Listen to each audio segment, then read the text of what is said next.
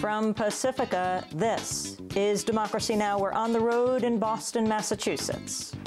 Changes and progress very rarely are gifts from above. They come out of struggles from below, and it's up to the answer to what's next depends on people like you.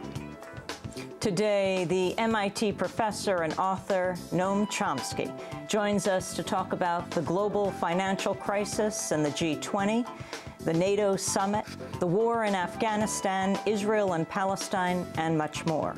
But first, University of Utah student Tim DeChristopher is charged with 2 felonies for disrupting the auction of over 100,000 acres of federal land for oil and gas drilling. He faces up to 10 years in prison. All that and more coming up.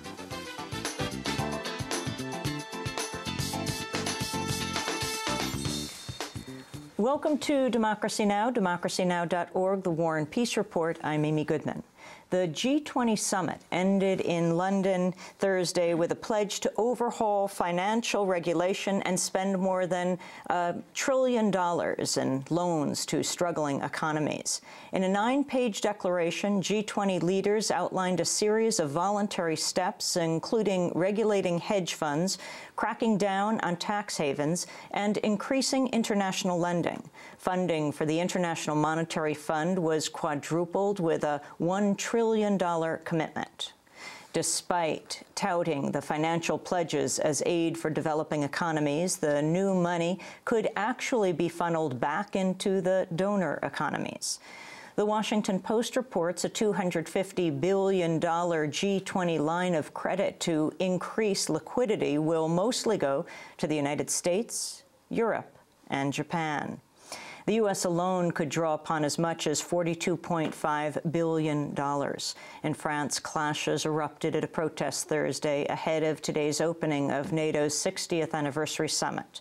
Police used tear gas and rubber bullets against hundreds of protesters in the city of Strasbourg, where the meeting is taking place. Some protesters pelted officers with bottles and rocks. Thousands of police officers are on hand as protests continue over the 2-day summit.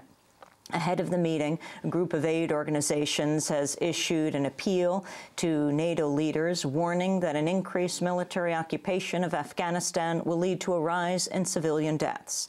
In a new report, 11 groups, including Oxfam and Action Aid, say, quote, too many military operations by foreign troops involve excessive force, loss of life, and damage to property. Here in the United States, a federal judge has ruled 3 prisoners at a U.S. military jail in Afghanistan can challenge their detentions in U.S. courts. The 3 were seized in foreign countries and brought to Afghanistan, where they've been confined at the Bagram Air Force Base for at least 6 years. There are about 650 prisoners at Bagram, but it appears the ruling would only grant habeas corpus to those seized abroad. The decision marked a loss for the Obama administration, which has mirrored the Bush administration in seeking to deny the prisoners habeas corpus rights. Ramzi Qassem, an attorney for one of the prisoners with the International Justice Network, said, quote, this is a great day for American justice. A U.S. federal judge ruled that our government cannot simply kidnap people and hold them beyond the law, he said. In Illinois, a federal grand jury has charged former Governor Rod Blagojevich in connection with the alleged corruption that forced his removal from office. On Thursday, Blagojevich was charged with racketeering, extortion, and fraud. His brother and 4 other associates were also charged. Blagojevich was impeached in January following his indictment on bribery and wire fraud charges. The allegations against him include trying to sell President Obama's vacant Senate seat to the highest bidder. On Capitol Hill, lawmakers have approved President Obama's $3.5 trillion budget plan. The vote was split along party lines, save for 20 Democrats who joined Republican Congress members in voting against Senate Democrats, say they expect to pass their version of the bill later today.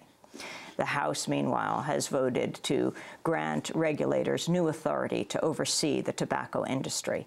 The measure would allow the Food and Drug Administration to reject new tobacco products, bar additives, and restrict advertising. The measure is likely to face a Republican filibuster in the Senate. The former head of the bailed-out insurance giant AIG testified on Capitol Hill Thursday. Maurice Greenberg defended his role in steering AIG and blamed his successors after he left the company in 2005. AIG's business model did not fail. Its management did. AIG's business model has a long track record of success over many decades. AIG can recover from its immediate crisis, continue to be an employer of tens of thousands of hard-working Americans, and repay the assistance it has received from the American taxpayer, but only if both the government and AIG's management change their approach in dealing with its future. Greenberg has come under wide criticism for running AIG when it helped create many of the complex financial instruments that caused the current economic collapse. In Denver, a jury has found the University of Colorado wrongfully dismissed Professor Ward Churchill 2 years ago. Churchill sued the school after he was fired from a tenured position on charges of research misconduct. But Churchill maintains the allegations were a pretext to remove him for his political beliefs. In 2005, he described the September 11th attacks as a response to a long history of U.S. abuses and called those who were killed in 9/11 as little Eichmanns. On Thursday, the jury said Churchill had been fired in large part for his views, but it only granted him $1 damages, along with ordering the University of Colorado to pay his attorney fees. Churchill's lawyers say they'll ask the judge to reinstate him at his old job. Here in New York, a pair of social justice groups are teaming up for a 2-day protest that begins today. The Bail Out the People movement and United for Peace and Justice are planning to march on Wall Street to protest the financial bailout and the ongoing U.S. occupations of Iraq and Afghanistan. Tomorrow's event is being held on the anniversary of Dr. Martin Luther King's assassination on April 4th, 1968, in Memphis, where he traveled to lead a march of striking sanitation workers. It's also the anniversary of Dr. King's Beyond Vietnam speech delivered at New York's Riverside Church 1 year earlier on April 4th, 1967. New figures show a record 32.2 million, or 1 in 10 Americans, are receiving food stamps. The government's figure for January marked the third record food stamp enrollment in 5 months. In Sudan, the Obama administration's new special envoy made his first visit on Thursday since his appointment last month. Retired Air Force General Scott Grachin pledged to seek cooperation with Sudanese officials in addressing the humanitarian crisis in Darfur. The United States and Sudan want to be partners, and so we're looking for opportunities for us to build a stronger bilateral relationship.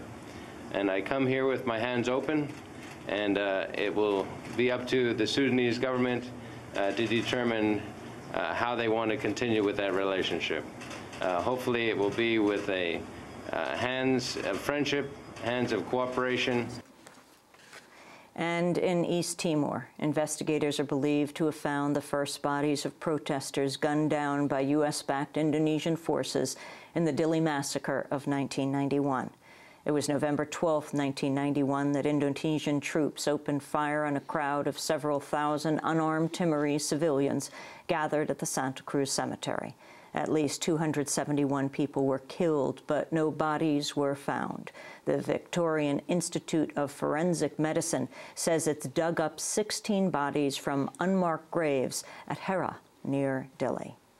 And those are some of the headlines. This is Democracy Now!, democracynow.org, The War and Peace Report. I'm Amy Goodman.